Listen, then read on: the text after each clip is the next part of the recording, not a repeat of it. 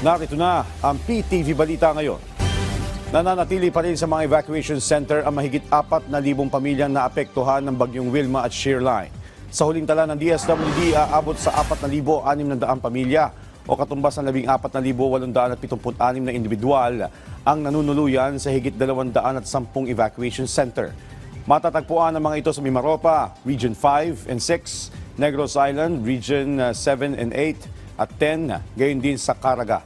Sa kabuuan, umabot na sa 6.9 million pesos ang naibigay na tulong sa mga apektadong residente. Tinataya na sa 13 bahay ang nasira ng bagyo. Sa ating lagay ng panahon, apektado ng 4 na weather systems ang ilang lugar sa Luzon at Visayas ngayong araw. May mga pag-ulan sa Kalayaan Islands dahil sa low pressure area o dating bagyong Wilma. Shearline naman ang sanhi ng mga pag-ulan sa Cordillera Administrative Region, Isabela, Nueva Vizcaya, Quirino, Aurora at Quezon.